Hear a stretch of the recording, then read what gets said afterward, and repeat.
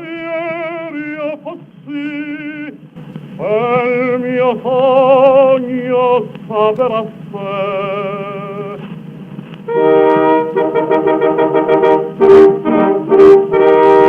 Un esercito di predi da me guidato,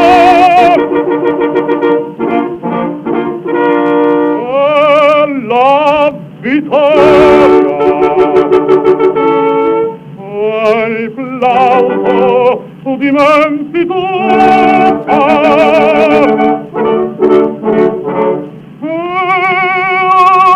mia dolce Aida, tornar di Lauricinto, dirti per te pugnato. Welcome to Mr. Opera. It's a Saturday night.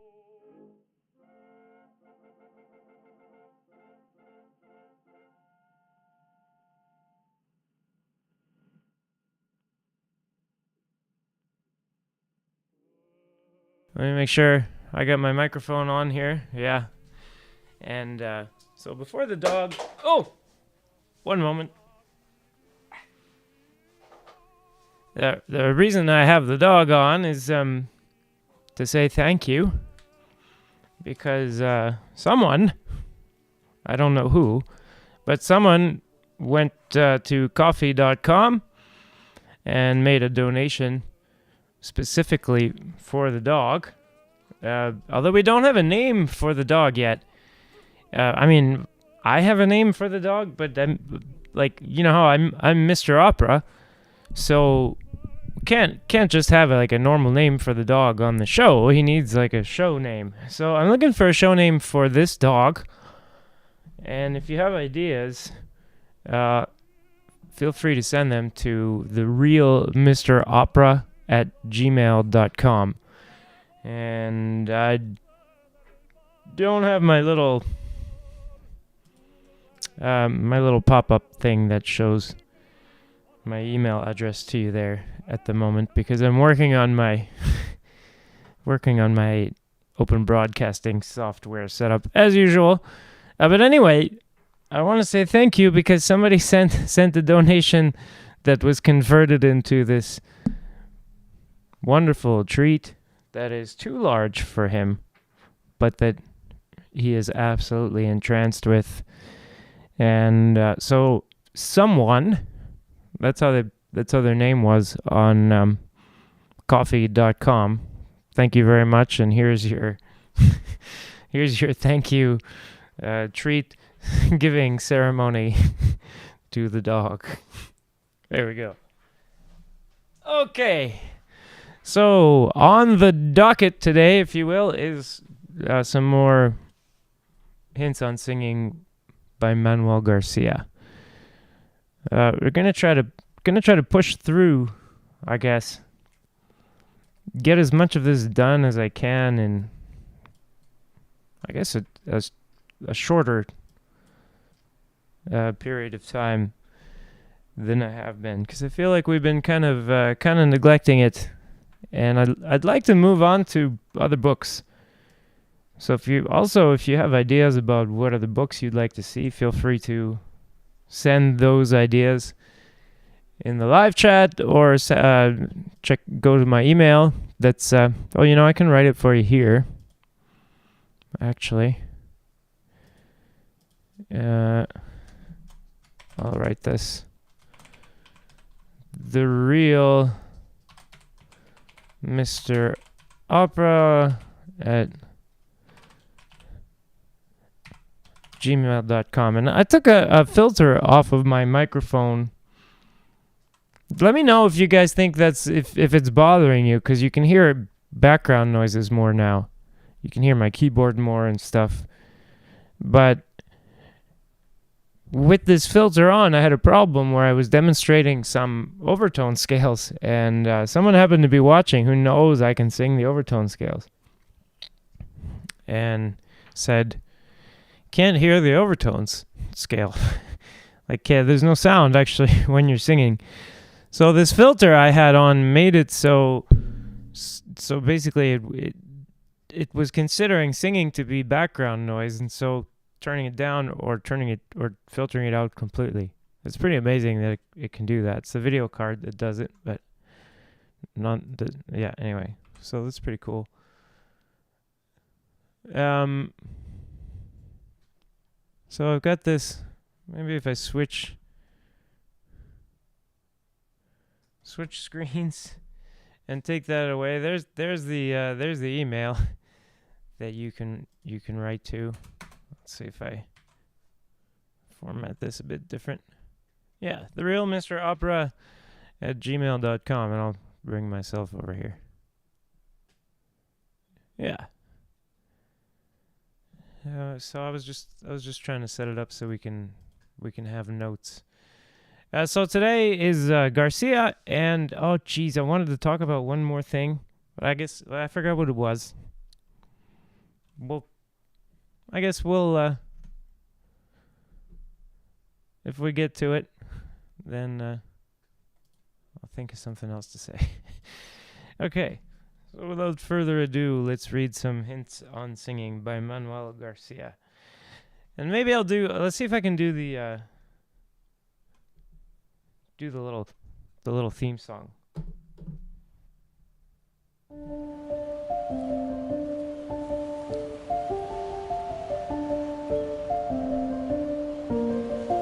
We're gonna read Manuel Garcia, because it's really exciting. New school singing with Mr. Opera. Oh god, sorry guys. I can't help myself.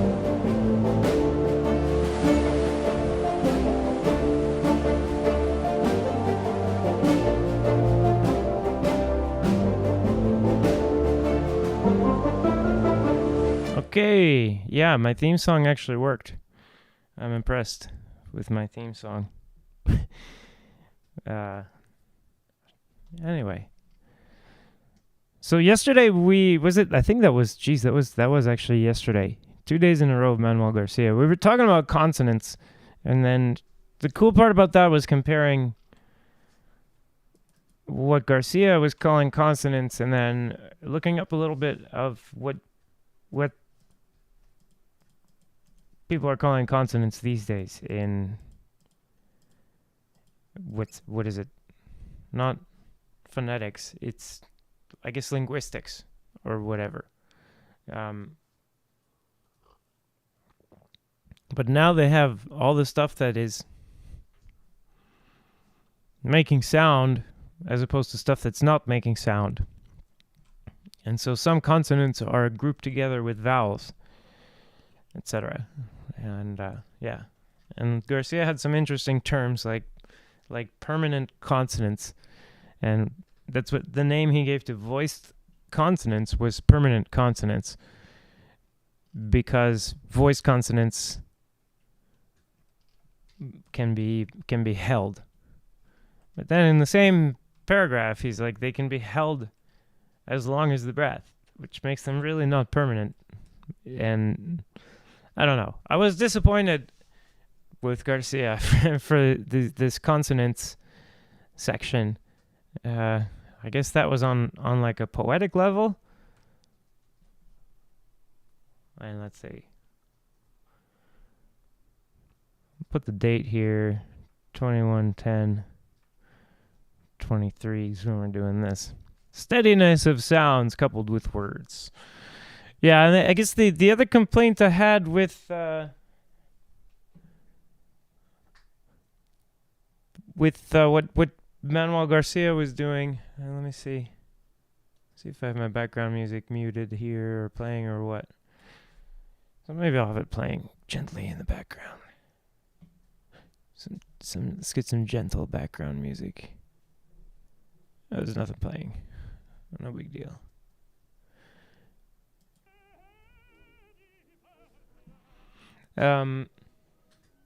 Yeah, so the other weird thing in this passage from yesterday was that he was trying to insist you can project your voice with consonants.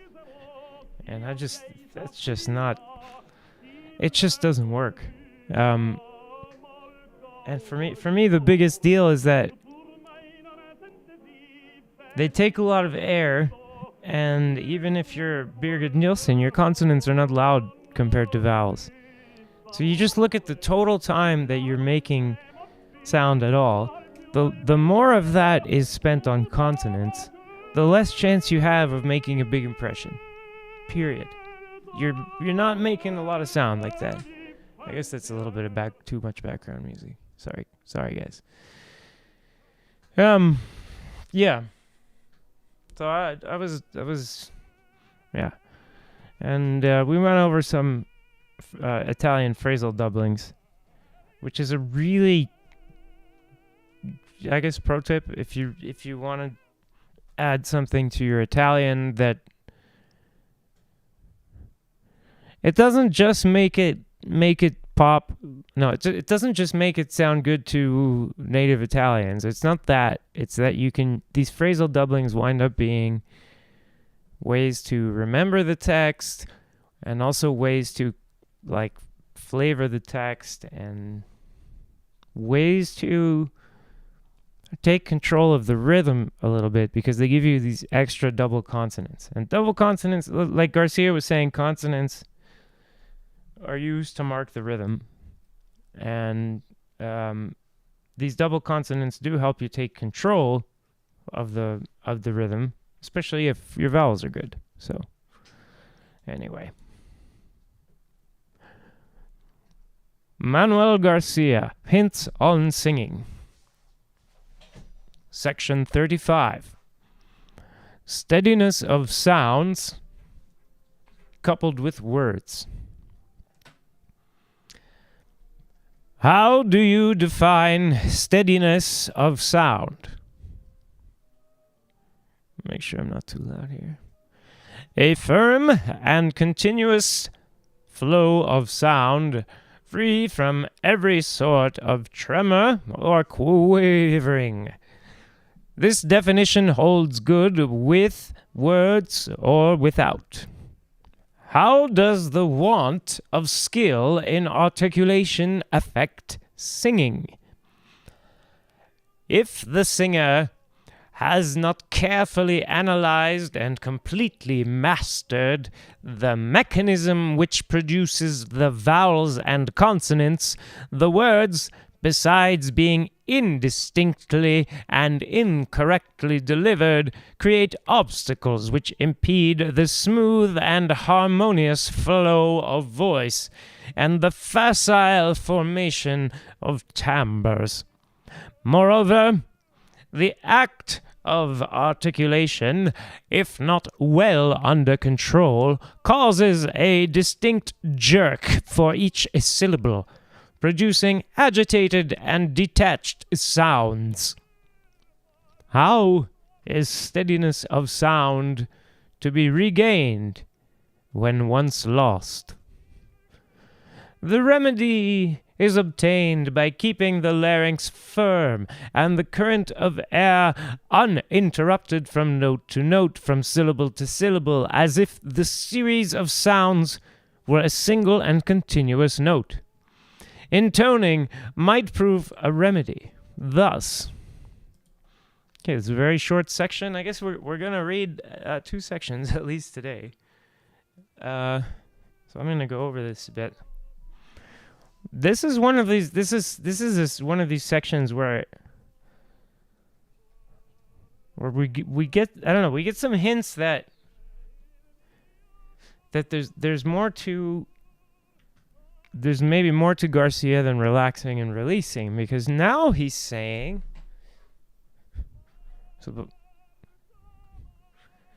and probably if you said this, he'd be like, no, but I meant, but always also relaxed, or something like some kind of contradictory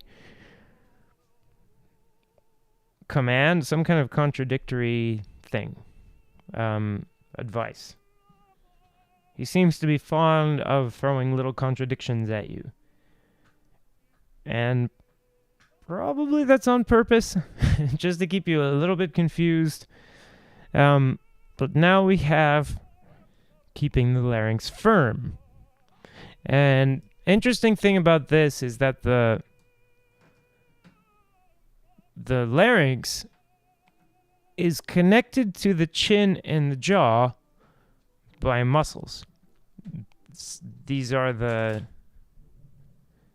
digastric muscle, the genioglossus muscle, which we looked at yesterday, is supposed to just be a tongue muscle, but it actually goes all the way to the hyoid bone, so it's connecting your chin and your hyoid bone. And it's just that its chief job is not to do anything involving those two, but it's going to be participating. The mylohyoid muscles. The mylohyoid muscles, make this a little, mylohyoid muscles run under the jaw, under the mandible, and into the hyoid bone. It's like a big, giant triangle of muscle on each side, or a fan. Big, powerful thing. And that's listed. If you look up, what are the muscles that you use to open your mouth, to open your jaw? Mylohyoid is listed. And then you have the digastric muscle. Digastric muscle is really cool. It goes from the chin to just behind your, or just in front of your ear, into this little process, like a little bony protrusion that's back here by your ear. And before it gets to your ear, it passes through a little loop that's on the hyoid bone. And just to review, we were looking at this hyoid bone at the top of the larynx, and you can find it with your fingers. Find your thyroid cartilage. It's this thing that I'm moving. A little thing sticking out. If you follow back and up, there's a couple of bumps above it. Those bumps are the horns. It's actually what they're called, cornu. They're the lesser cornu, the smaller horns of your hyoid bone. And that bone continues like a horseshoe back above your larynx. Okay? You can feel with your fingers that there's a little gap there, and it's not fixed. So if you make this sound, or you do a yawning, a yawning thing, and you start to fall in a little bit like this in this sound, with your larynx lowered in this way, you should notice that there's a gap that opens up. So this gap that opens up is between the thyroid cartilage and the hyoid bone. So this is not considered part of the larynx officially, but to me this is the top of the larynx. And this is also a big connection to these extrinsic muscles that have a very bad reputation from places like speech level singing and others who say that releasing the extrinsic laryngeal muscles is the way to let the intrinsic laryngeal muscles do their work. In particular, Douglas Stanley is a proponent of this. And so if you're just tuning in from This Is Opera, welcome. I'm sorry it was your turn tonight to not have the stream start on time. You can like and subscribe to the channel that you're on, but you may be watching this on Mr. Opera, and you may be watching this on This Is Opera. And we've got live chat for each of those channels. And but unfortunately, if you're on This Is Opera, then you've missed the beginning of this stream. So head on over to Mr. Opera And there you should be able to start from the beginning. We've read already section 35 from Manuel Garcia's Hints on Singing, and we're going to move on now to section 36. So if you wanted section 35, then I suggest head over to the Mr. Opera channel.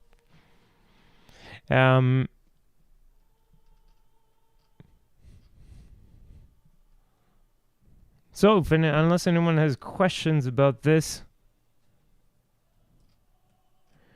the other thing I would say is, other than he seems to be contradicting himself, but I agree with him about keeping the larynx firm. And I should finish talking about this bone at the top of your larynx. So if you're lowering your larynx, you may notice that if you don't want this sound, then you've got to keep going and actually lower the hyoid bone until this gap is closing. It's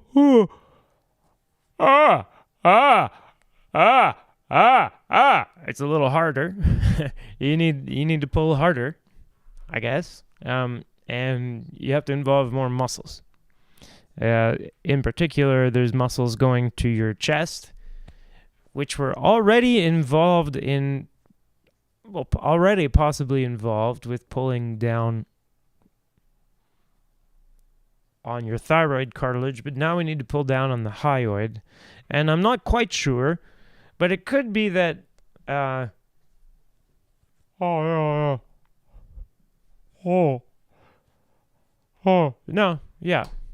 another way you can pull down your larynx is with your diaphragm, but I seem to be able to make this dopey sound even with almost all of my air pulled out. So that seems to imply it's coming from the sternothyroid. That's a muscle that goes from here in the chest to your thyroid cartilage. Let me know if you want to take a look at the 3D model. It can help us to get situated. But the part I keep dancing around is that when you want to open your jaw, you're actually going to wind up pulling on this hyoid bone in some way.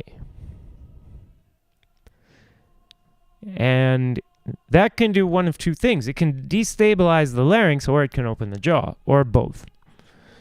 But if the larynx is kept very firm and in place, then when muscles pull against the larynx, or when muscles shorten the distance between the larynx and the jaw, then that will result more in jaw opening rather than disturbing the larynx. And that's the idea. You can't do this by relaxing your jaw.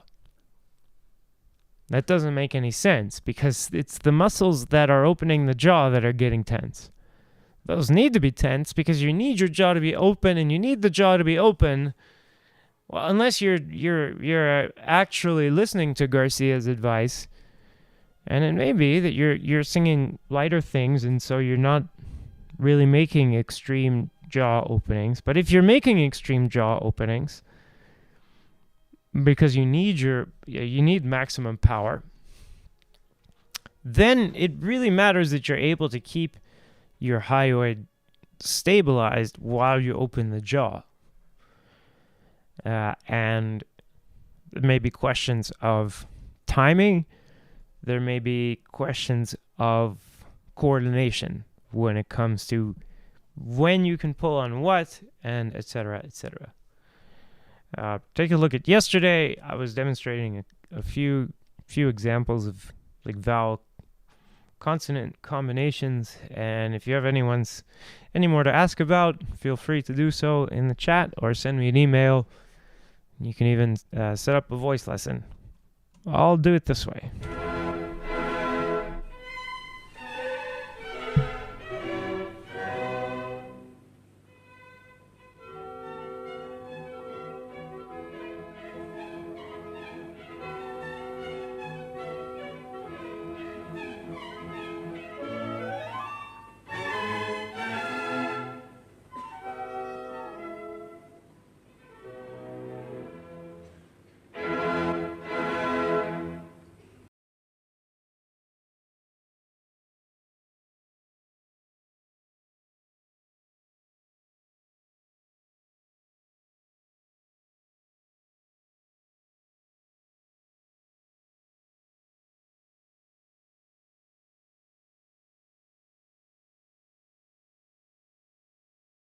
Dovrebbe un cantante servirsi della voce di petto? No.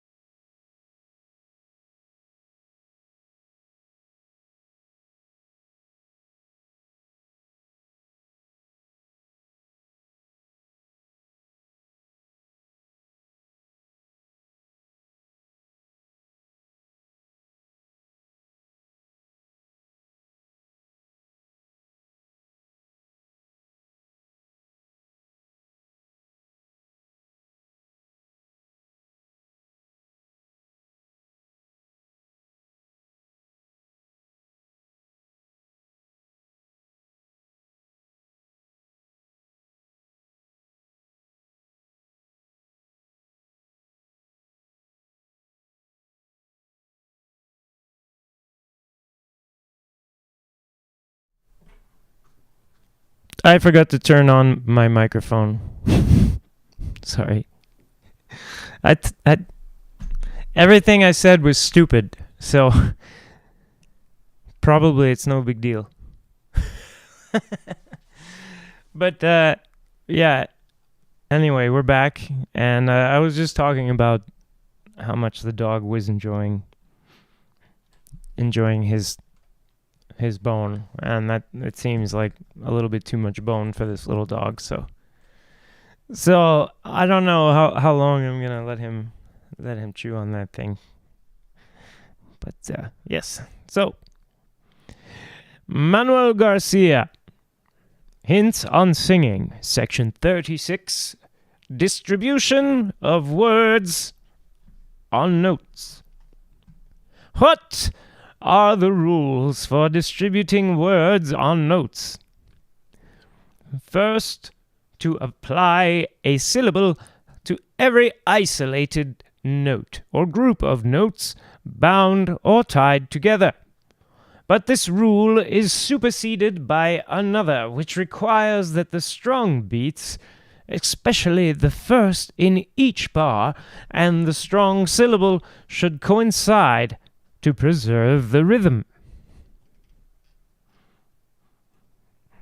Voi che sapete che cos'è amor, donne vedete, s'io l'ho nel cor.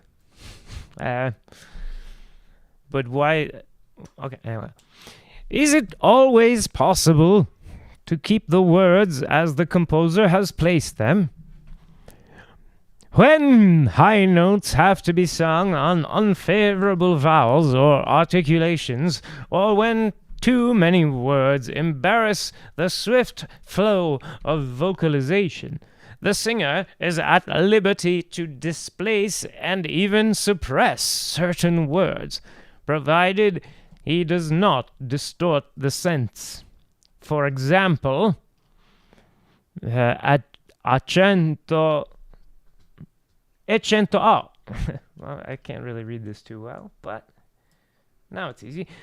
Cento trappole farò giocar. And then farò giocar. Okay.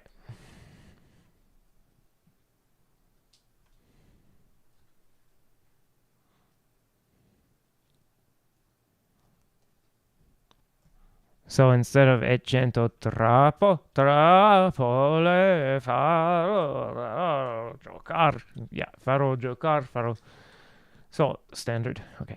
If it be necessary to place a consonant on a high note, there is the danger of slurring up to or breaking on that note. This may be averted by beginning the sound with the noise of the consonant.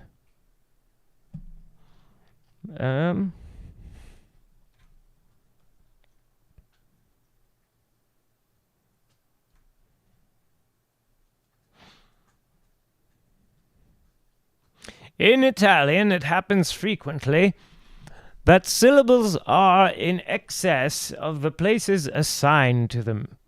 This difficulty, caused by the vowels, is easily overcome by contracting two or more, as the case may be, into one syllable. This contraction is regulated by the presence or absence of an accented vowel. If one of the number be accented, it forms a distinct syllable, with any other that may precede, and the vowel or vowels that follow, if any, form a second syllable. All other consecutive non-accented vowels are drawn into one syllable.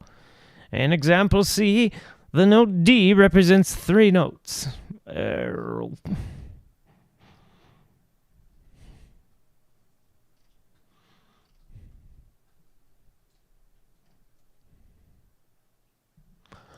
Cari luoghi ov'io passai i primi anni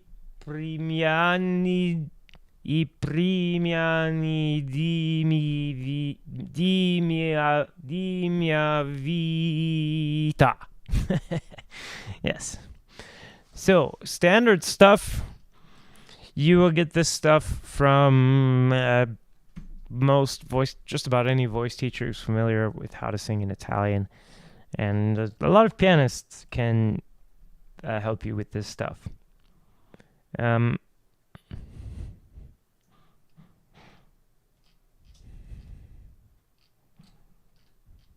So this is rather straightforward.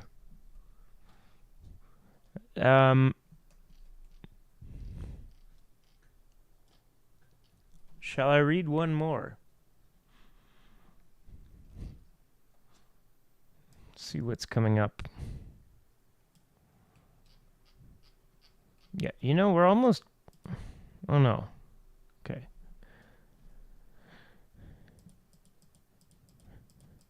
Just gonna stick with these 2 sections. Because I wanted to show a little bit today some of what I've been working on in an application called Blender. That's the 3D application that I've showed you a couple times. Because I've been talking quite often here about a concept that I call these areas of interest. And if you bear with me for one moment, I'm going to change to a different window here.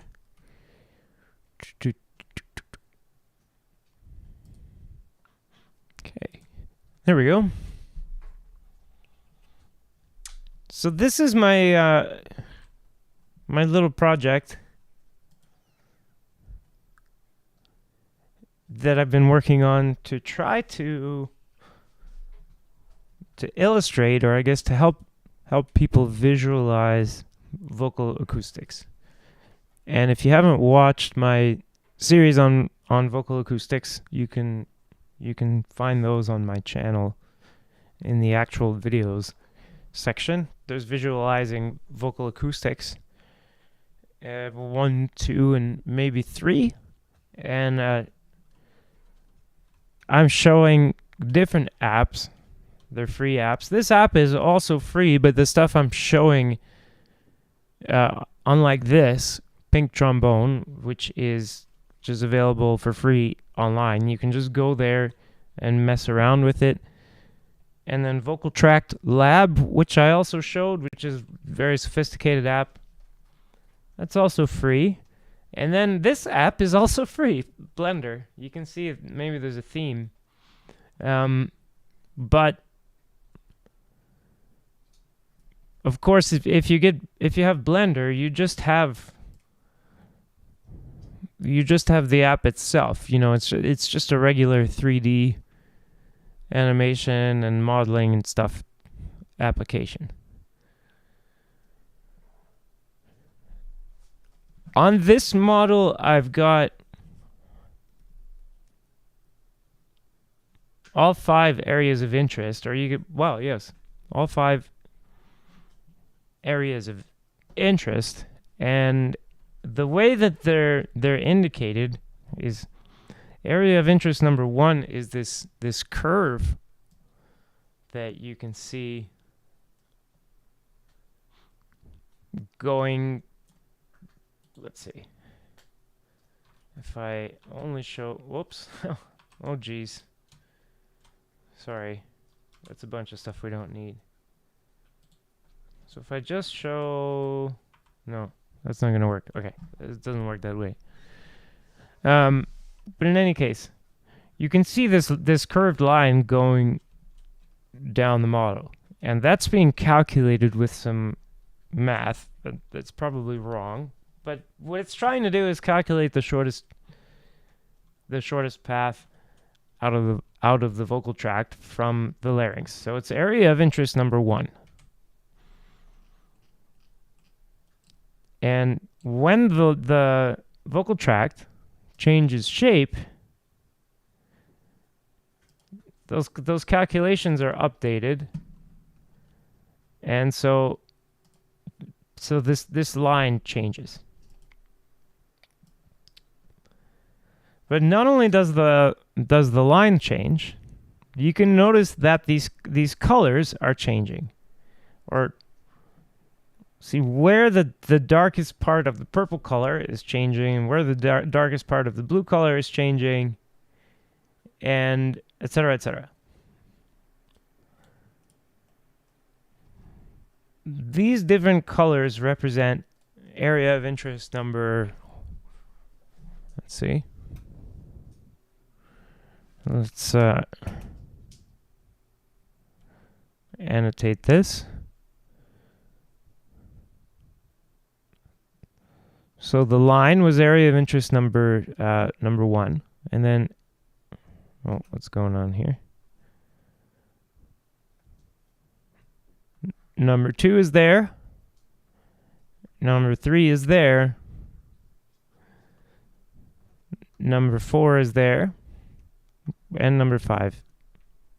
Oops, number 5. Could probably use a different color.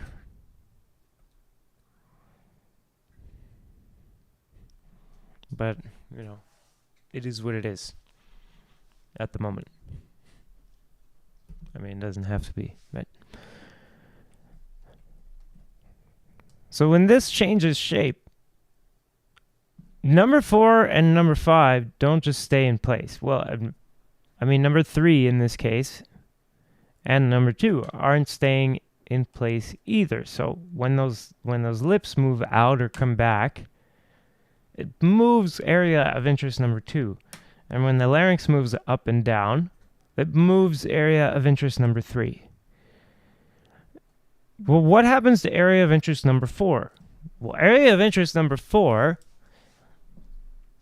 is always 1/3 of the way, right? So now area of interest number 4 is here.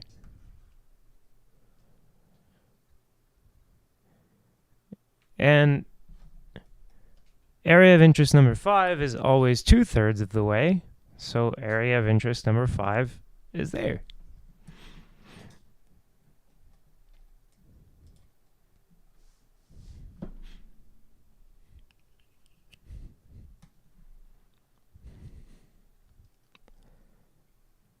An example of how this affects you when you're singing. And let's just to review again. I'll just keep reviewing this. I think it's good. Oops.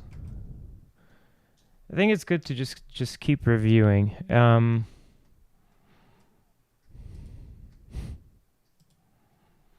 So let me change the colors of my line here, and let's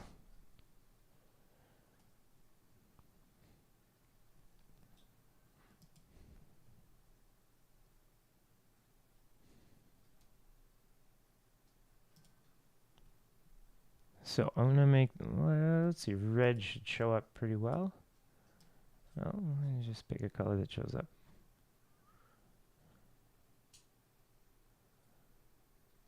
I like that color. That works.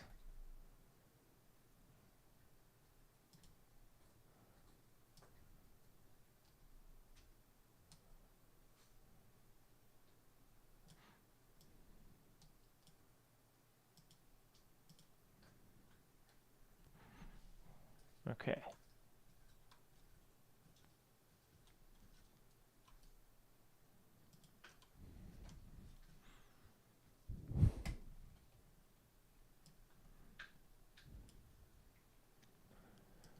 So let's say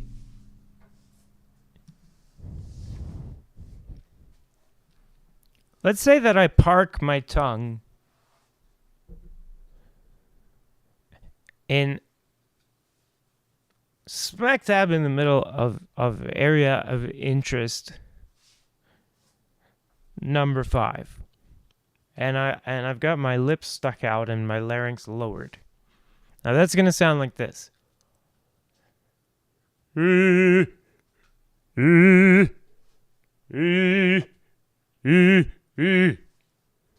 my larynx. It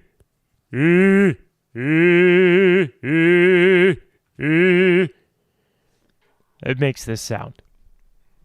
Let's say that I started to take away some of the length in area of interest number 1. Now, let's say that I'm doing it by... Let's say I'm going to take away some of this pushing out of the lips. And I'm just going to put them there. So from here to there. That's going to wind up moving area of interest number 5 back. And if I were to just leave my tongue in the same place, even though my tongue stayed still, from the point of view of area of interest number 5, my tongue has moved. So, and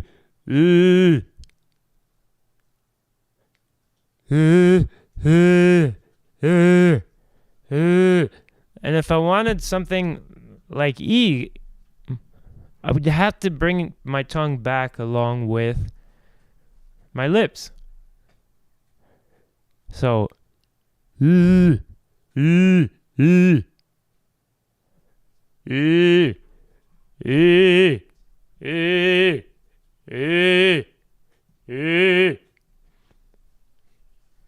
I look at studies or whatever, when I'm trying to learn more about my voice,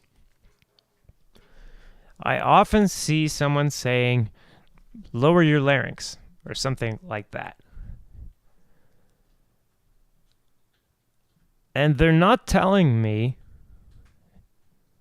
what I'm doing with area of interest number 1. That's that line that's running. I'll zoom in, so maybe make it easier to see. And I'll maybe modify this tomorrow or something, so that this line actually has more size to it. You can see this orange line running up the middle of the vocal tract.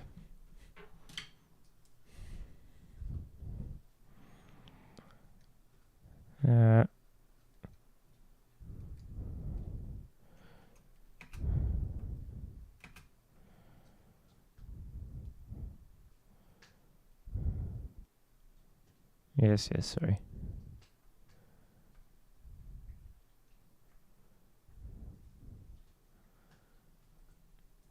Oh, let's get that nice stabilization now. I see. Okay. So this line, and if we move this around, we can see how it's changing. Yes. This represents area of interest number 1. And when you want to talk about what's going on with the resonance or what is the position, etc., in my opinion, you have to start with this. This is the context. If you're raising your larynx and you're pushing your lips out, area of interest number 1 has a certain length. And then if you pull your lips back, it's got a different length. If you're pushing your lips out and you're pushing your neck forward and you're lowering your larynx, your vocal tract is going to be very long. And someone might look at you and say, "Oh, this is what larynx lowering is." Okay. But then the problem is that someone else might be keeping their larynx really close to their sternum and then shortening their neck.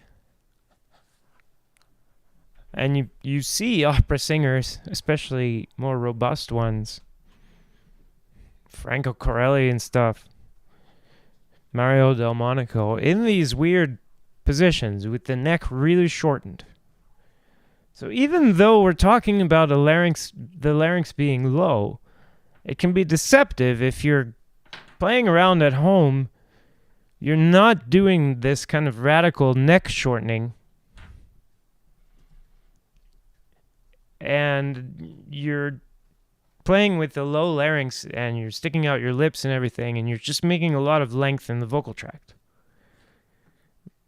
Length in the vocal tract always makes the vocal tract more inert, more resisting sound that is trying to excite it, trying to get it resonating.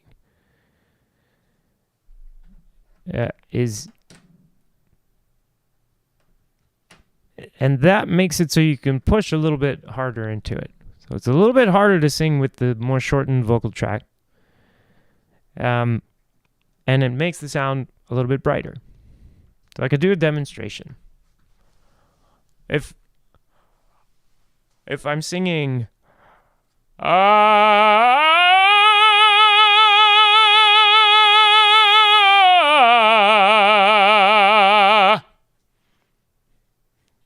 better turn this down.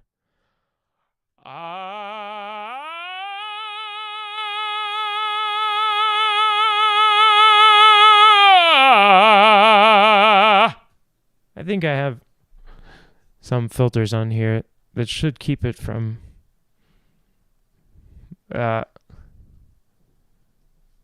doing too much clipping. But we'll see. Maybe someone will let me know. Now, if I didn't shorten my neck, I would wind up with my vocal tract a little bit long. And something really different would wind up happening. Let's see if I can get that to happen.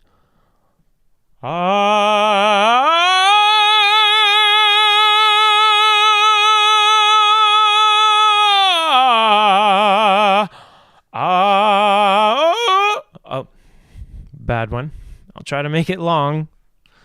I may wipe out because I usually don't do this way, but let's see. So I'll try to make it even longer. We had very shortened by retracting the neck, something in the middle. I'll try to make it longer.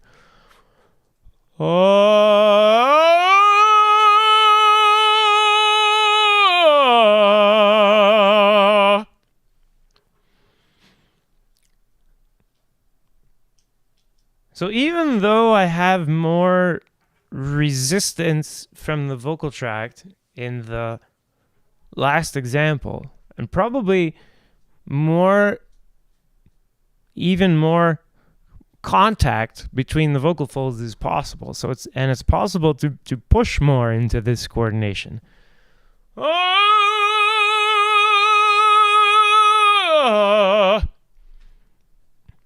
It's not very powerful sounding. So it's kind of interesting. And I've been sometimes in my life kind of stuck in this coordination, and it sucks. And then I've other been times stuck in this coordination that's in the middle, and that's not great. Now the interesting thing about this is that you and I, in order to have the same coordination on the same pitch, what we're looking at is very similar vocal tract lengths. But this is independent of what we're comfortable with, used to, starting with, accustomed to, etc. So if my vocal tract is shorter to begin with, it could be a lot easier for me to get these higher pitches with fuller density and a metallic sound, etc., etc. And then other things could be more difficult. But and then two people with very different vocal tract lengths in general might wind up just using different strategies. So they might sing the same pitches with different vocal tract lengths. But if you're talking about making the same kind of resonance, you're talking about using the same kind of shape. So this is therefore a non-fungible effect, the length of your vocal tract. By pulling back the neck, you're essentially turning this thing. Let's see if I made a shape that's close to this. It doesn't. The app. Okay. So first, how did I get these shapes? So these 3D shapes represent the inside surfaces of somebody's vocal tract, and they're generated by the app that I used in the second and I think third videos that I made on visualizing the vocal acoustics.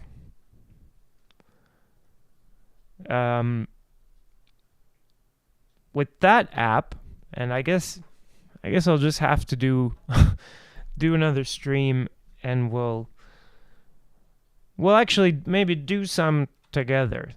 Look at how Vocal Tract Lab works. It's not the most useful thing for singers, but actually we can program it to make phrases, to make text and everything. And it's not a bad exercise because you have to visualize what shape you would need to make the vowels that you want. Except with Vocal Tract Lab, it's annoying, in my opinion, because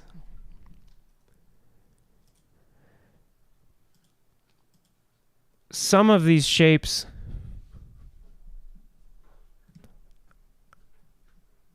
they're what I call like adaptive.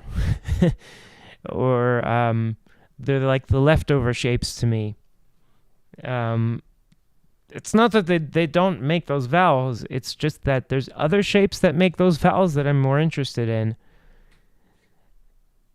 But they're ones that speech pathologists tend to be less interested in. Things like making twang and metallic sounds and everything. So Vocal Tract Lab can't make metallic sounds. But all of the fungible effects from the areas of interest work perfectly in Vocal Tract Lab, and you can actually see the math. However mathematically adept, or what's the word? However good you are at math, you can take that really far with Vocal Tract Lab and have all kinds of different simulations and visualizations and use the API to do your own stuff, whatever. But I exported a bunch of these shapes and then I put them in Blender, and it's just very roughly moving between them. So we have something like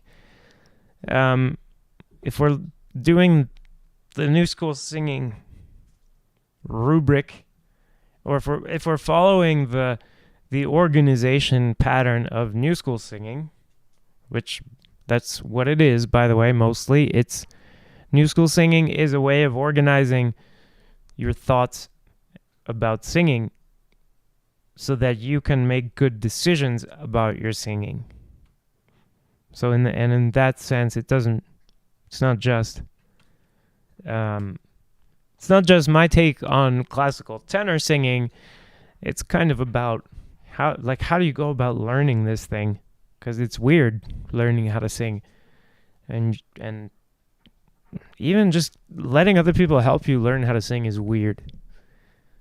It has all kinds of weird effects. Anyway, so the position is approximately right, but then the motion is complete bullshit. Like it's just like interpolating what it thinks is the difference between these two shapes and putting something in between. So don't get any ideas that I have my working laryngocentric anatomical research and reference interface that I was hyping because I was hoping to do.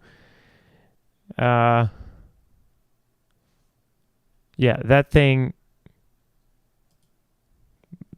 basically, it's not that it's stalled. Now I'm doing it this way, and it has to be started over yet again. But anyway, the point was, in the end, that the reason for needing to keep the vocal tract steady, to keep the larynx steady, I think, that Garcia was talking about today,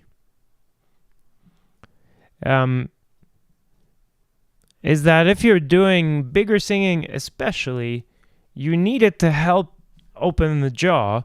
And if you have one end of the vocal tract stabilized, you can make your moves without disturbing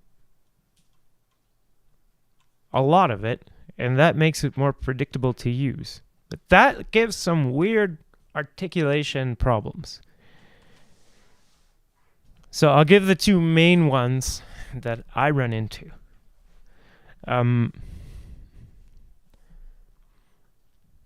Articulation problem, I guess, number one, is that when I'm doing the more nasty, lighter sound, more edge-based approach from complete vocal technique, there's some specific tricks to managing area of interest number two. That's the end of the mouth. I guess I'll label it on here. Whoopsie. And what's going on here? Well, let's get a... I don't know which view is helpful. We can actually, we can like fly in here. Watch it change from the inside.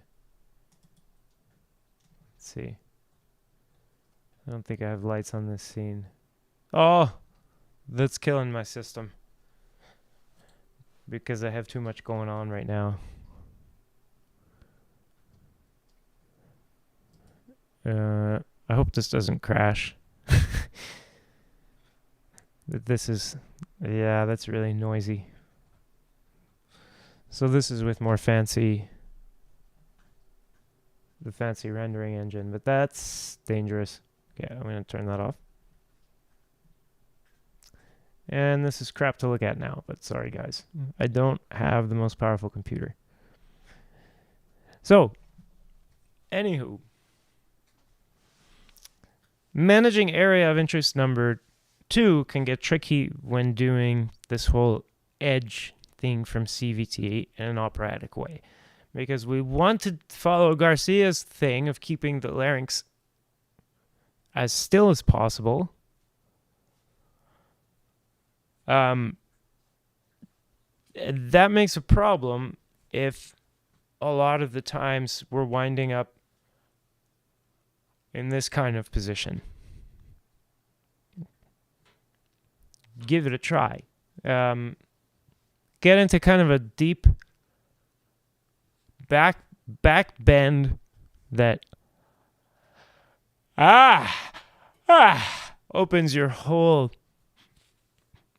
body. And look at the relationship between your tongue and your alveolar ridge. That's the ridge that's right behind your teeth. I mean, people talk about the tongue needs to be independent from the larynx, right? So, but who is reaching their up here?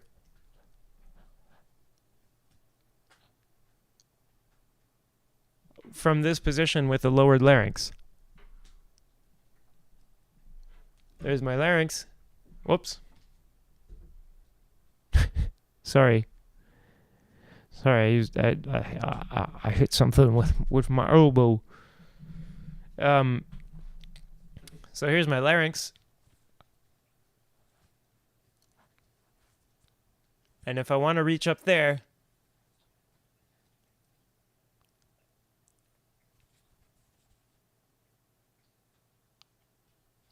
I can't even get it back down anymore. So it has to be down.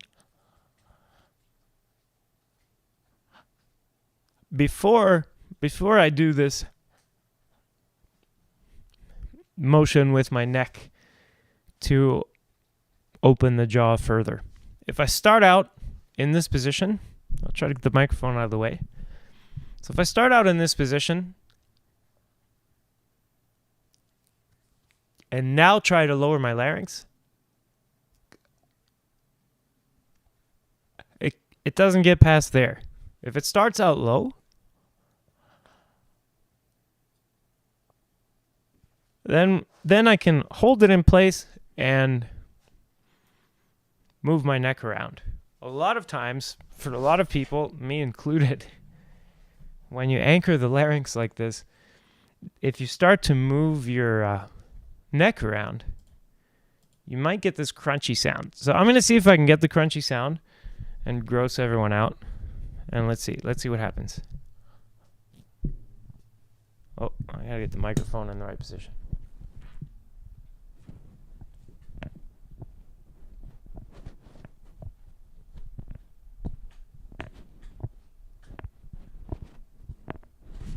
All right, so you hear that? Let me see if I can. I can turn on a monitor. Yeah, so I can hear if it's working.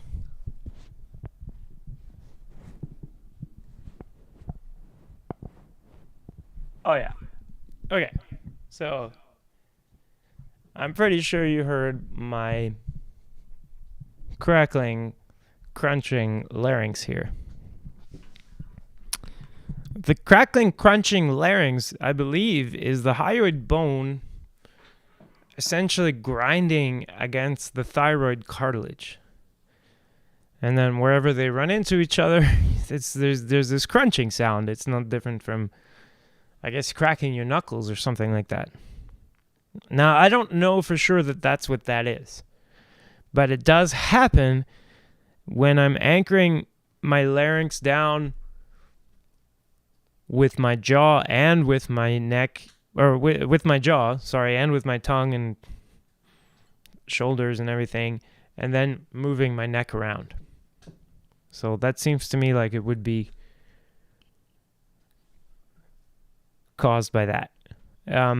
Interestingly, the back, although these neck muscles I was showing the other day aren't connected to the voice,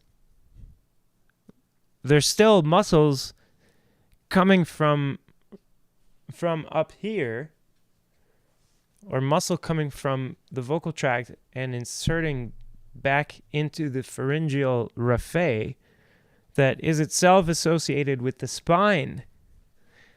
These things can pull on different parts of the vocal tract and so reshape it.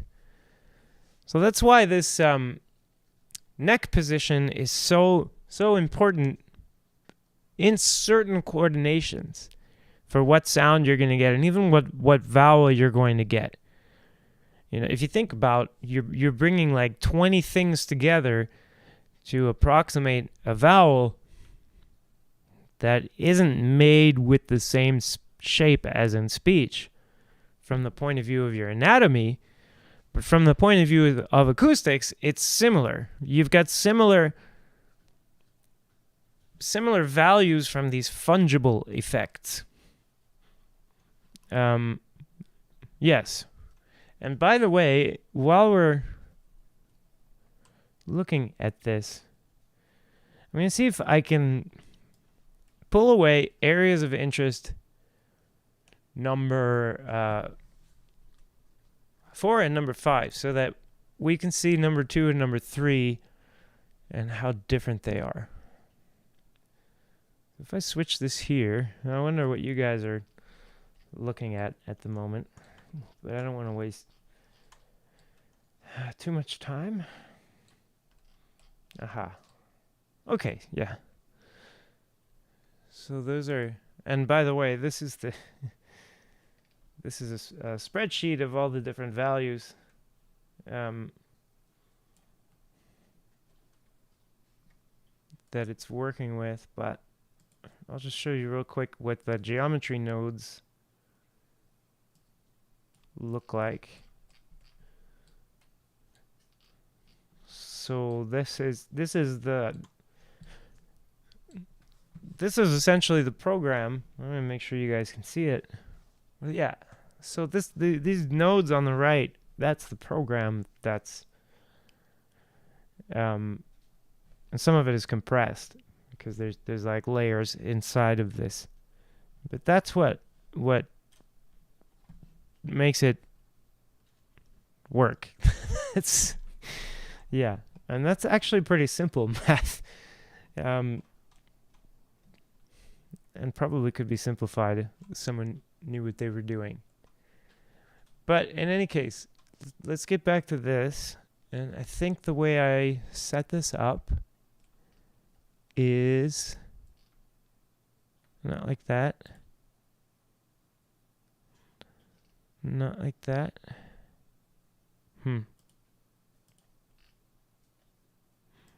One moment, guys.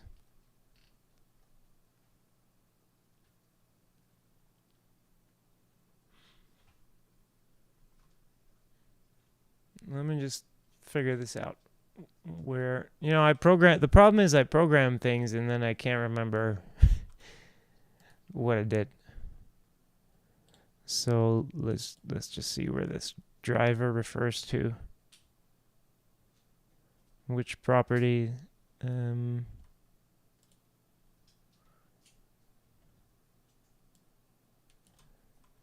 going on?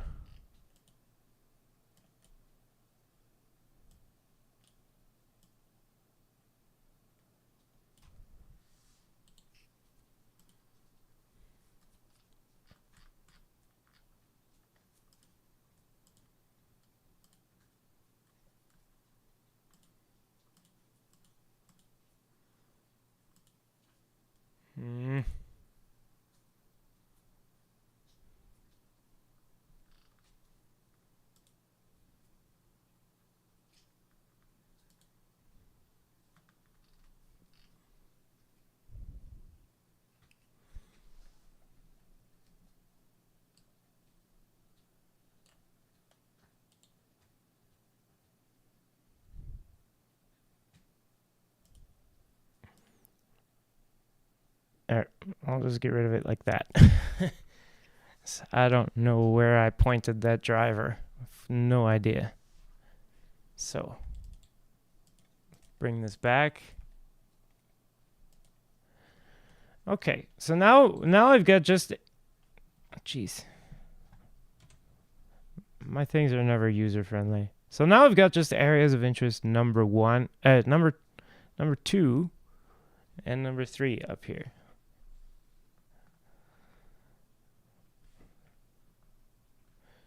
I'll just label these. So Oh, jeez. There's number 2. And then there's number 3. And that's not the best color. Let's find a different color. Yeah. And each one takes up half the vocal tract. And number 2 is most intense at the end there, and number 3 is most intense at the beginning. But anything that you do in the first half of the vocal tract is area of interest number 3, technically. So when we say area of interest number 4, and I'll bring that back, and I'll come back in here. So when we say area of interest number 4 and number 5, remember what's underneath is area of interest number 3 and number 2. Just thought I should show that.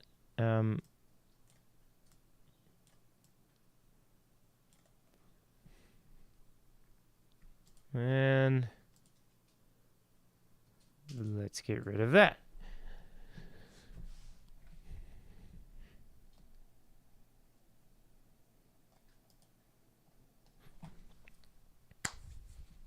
Okay.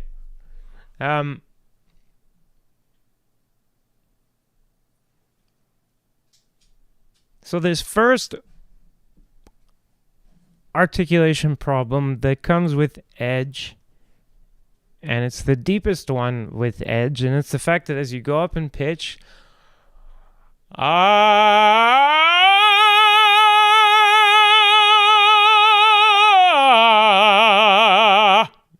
you need this head rotation, and you'll see all kinds of singers using it. And someone's gonna go, no, you don't need this head rotation because look, but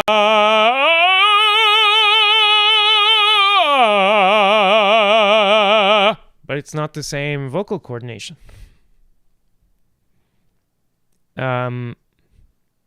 You could use both, probably interchangeably, depending on what the vowel is. Let's see if I have. Well,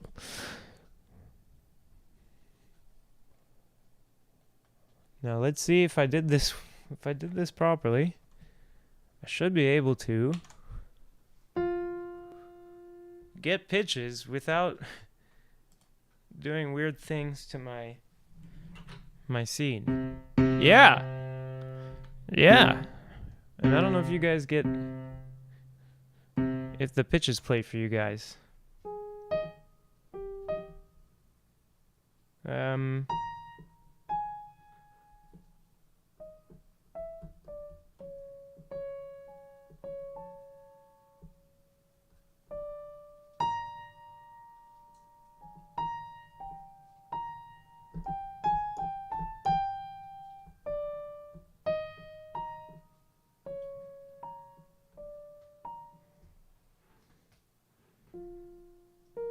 Okay, anyway. I've got my keyboard working. So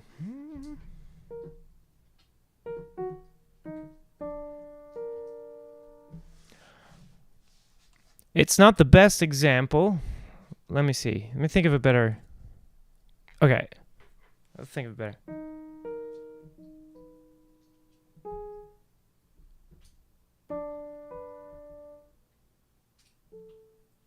Yeah.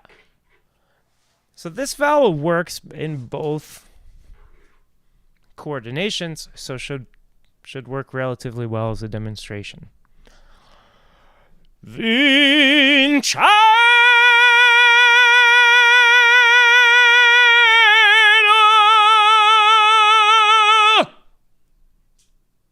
That's more in the edge direction. Now, it has this problem that I need to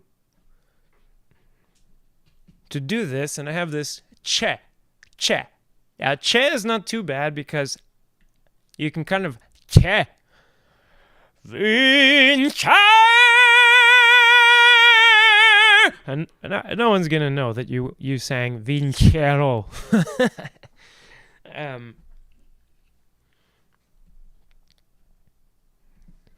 And it helps, especially if you're standing. It's gonna help if you think ha ha ha Vinci.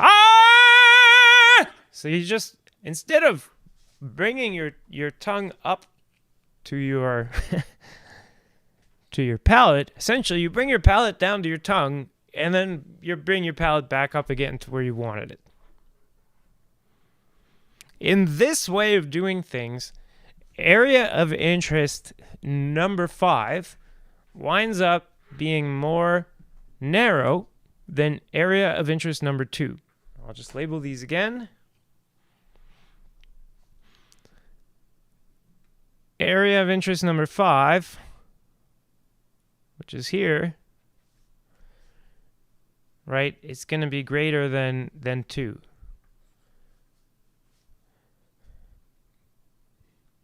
So we can say in opera edge,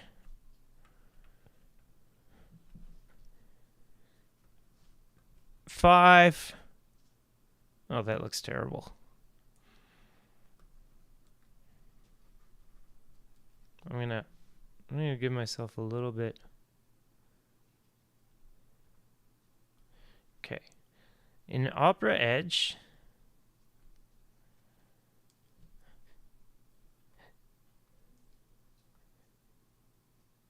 five is greater than 2. Well, I'm going to take that back.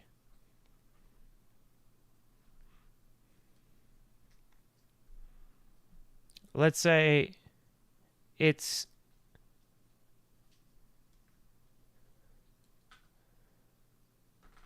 greater than or equal to 2. I'll see if you guys can see that. Boop. But then what about opera overdrive? Oh, so we'll put this over here. And I'll just label it OD. But in complete vocal technique, they call this overdrive. And that's typically demonstrated as a, hey, you! Hey, you! Oh, I threw my, hang on, I threw my pen. Okay, so something based on this calling sound, the village, what is it? The town crier voice. And in overdrive, area of interest number 5 is going to be less than or equal to 2. And you see what I did there? I made it so they overlap because they kind of do. I think when they're going to be equal, it's going to be a bit ambiguous. Maybe, or you won't be sure. Maybe you won't be in either. I don't know. But in general, focus on the greater than and the less than. So for the overdrive version, it changes what vowel I'm going to use. So instead of this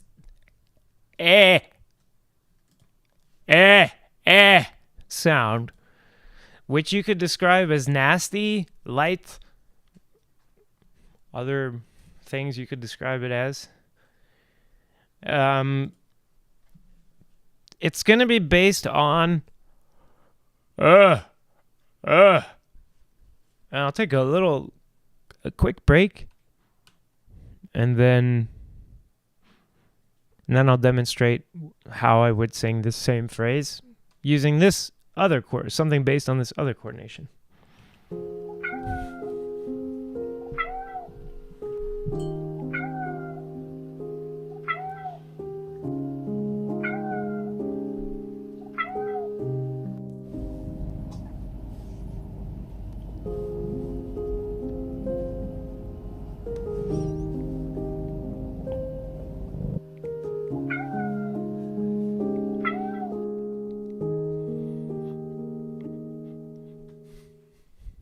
this poor cat. I came home today from training my new sidekick, and the cat's just watching us. Just sitting there watching us from the next yard over. I'm going to give it some time. I think the cat's going to warm up to my new sidekick. But then eventually I'm going to move away. That's the problem. I'm leaving this place soon, and it's not my cat. Like I don't own, like, it's not even, the cat doesn't live indoors. It doesn't like being inside, really. It likes to visit being inside. It's like, oh, that's quaint. Look, there's no sun or stars or moon or sky. But it doesn't hang out inside. But but that was the first time today that I saw the cat watching us. So that's a sign, I think. I'm gonna start leaving the treats out a little bit less, I think, for the cat, and see if I can get some interaction between the cat and the dog. Anyway, but back to the singing, and then I suppose I'm gonna go after this. So if area of interest number where were we? Oh yes, overdrive. If area of interest number 5 is greater than area of interest number 2, it means that somehow the larynx got under the jaw. That the depth that you're making in the vocal tract is going below the level of the chin. So you saw when I did this other coordination, my tongue isn't going below my chin. But my tongue isn't going below my chin because my tongue is attached to my larynx, to my hyoid bone. Right? And even though this is low compared, someone can say, it's a low larynx. But my vocal tract isn't very long. It's actually kind of short because I'm doing this head rotation. And my tongue is above the level of my chin. So if we look at, that's what I was saying. Area of interest number 5 is going to be, oh, I did that backwards. Sorry. Oh, jeez. I did it backwards.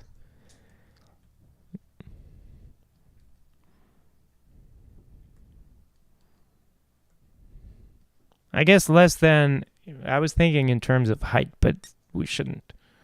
That's just confusing people. Let's think in terms of expansion. How wide is it? Because that's how we've been talking about them so far. So let's stick with that. And I apologize. So area of interest number 5 is going to be less than area of interest number 2 for this upper edge. Right? It's more narrow there. And you have more like this funnel shape for the end of the vocal tract. For the overdrive, you're trying to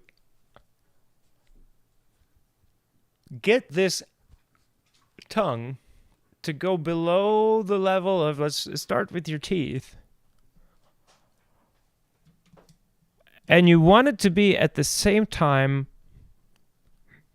not doing that just because it's very compressed. So, because what you want to happen is this whole hyoid bone to kind of like it's sucked down lower. You want this whole area to be pulled down instead of kind of pushed up like it was in the other example I was giving. So your pharynx is going to be pulled down, essentially. And we're going to need a really deep breath for this one. Unlike the upper edge, you have to have a full tank for this. So essentially, have a full tank for everything, because then you've got the options, right? And this whole dopey thing, boo, boo, and yawning to breathe in, that's now useful. What you're going to try to do is you open your jaw as quickly, or what I try to do, you can do it too, I guess. What I try to do is open the jaw as quickly as possible so that I get a nice big opening before I put in the tension to stabilize the larynx. And that's going to be going down. And so if you think about an order of operations for this opera edge, I stabilized my larynx first, and then I moved the mouth. And now I'm going to move my mouth and jaw, and then I'm going to stabilize the larynx.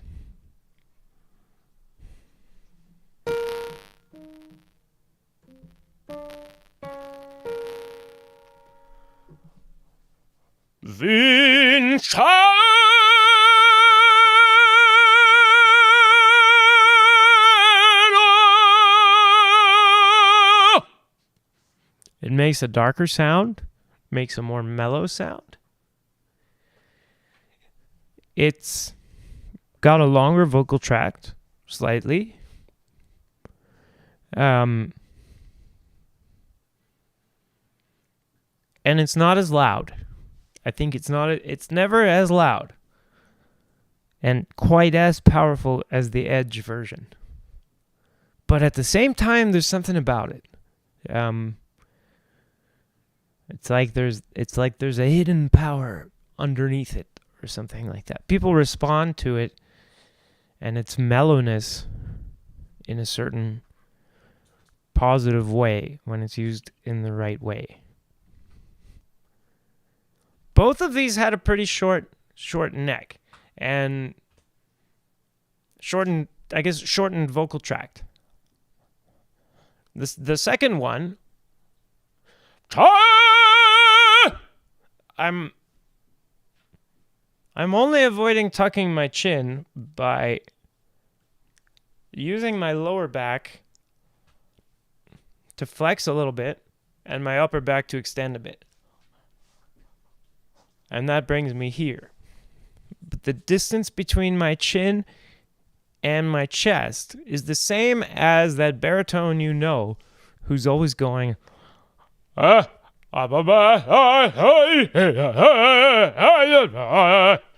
he's probably trying to make sure he's getting into opera overdrive. So he's tucking his chin to get the chin close to the chest.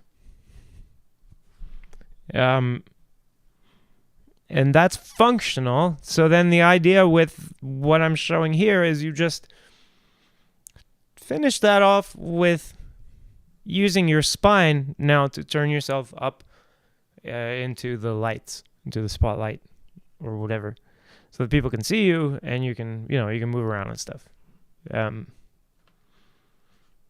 So these two, I don't know how much that had to do with what Garcia was saying. If you're able to very quickly move between consonants and metallic sounds, you're going to save air because a lot of air comes out when you make consonants. And of course, that's like the death of your overdrive, because you can't really do this overdrive with a half empty breath. You'll wind up with what's called curbing. So if I exhale almost all the way, and unfortunately I used to teach people to do this on purpose to get a stronger sound, because this guy David Jones convinced me that this is what Caruso meant, and then but Jones never read the Caruso thing, because the Caruso thing said nothing of the sort, and he never read this Garcia, because even though Garcia was saying, or Caruso was saying at least, to just use a small amount of air during the phrase and keep 90% of it in reserve, that somehow got turned into just take 10%.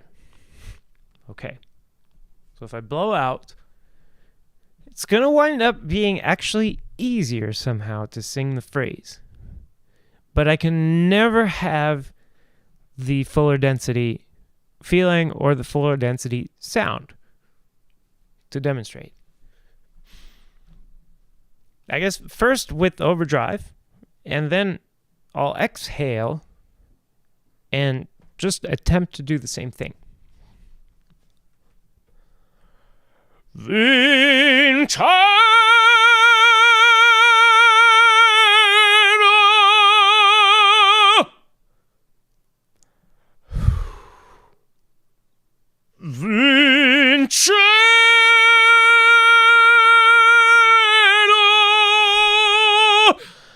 Well, it's hard work. You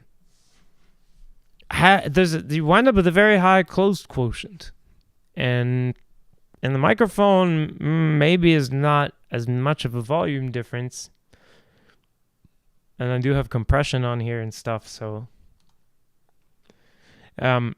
but nonetheless, regardless of how loud it sounds on your end coming out of your speakers, you ought to be able to sense that it's a much less powerful sound. Whereas the first one, the energy extends past your limbs and becomes fire.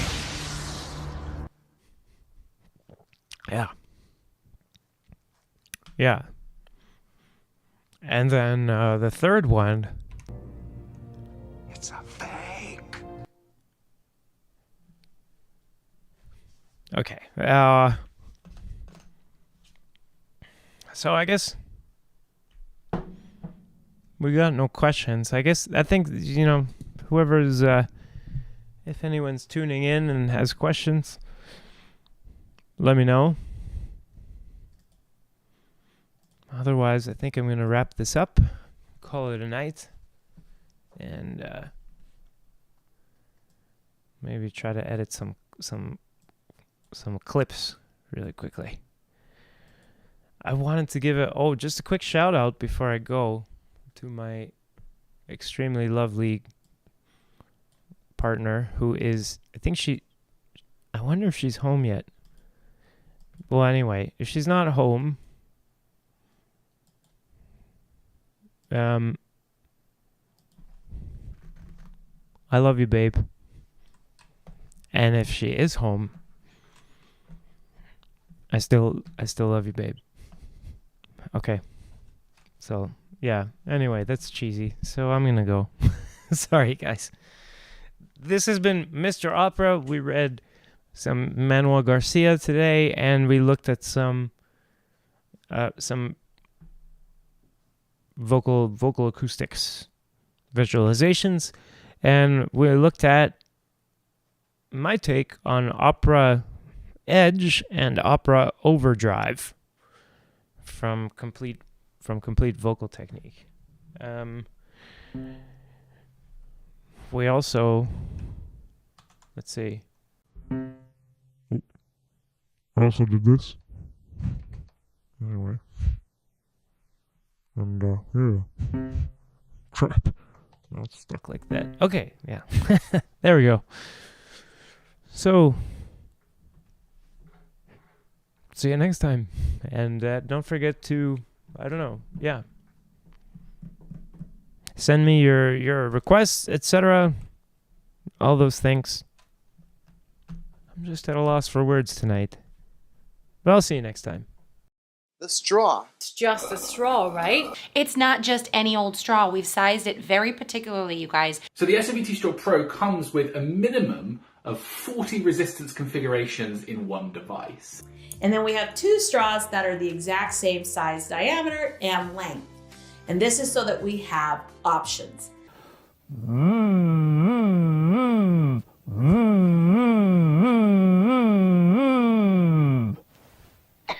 After you've practiced the exercises for maybe 5 minutes, you'll see here that the vocal cords aren't in sync with each other. You have to put more work within the body to just get things going because the straw isn't providing you with enough. It is very important that you let no air escape around the straw between your lips or through your nose. But the thing is with that, it cuts off the nasal resonance part of singing, which is very important to singing. It's almost as if you're trying to release it out through the straw to whatever's in front of you. You will find when you go back to normal speech that your voice seems to be coming out of your eyes instead of your throat. If you are splashing yourself, you're creating volcanoes, and that is not allowed. A wise man once said, "There is a sucker born every minute." No, no, no, no, no. Oh, hell no. So just grab a straw.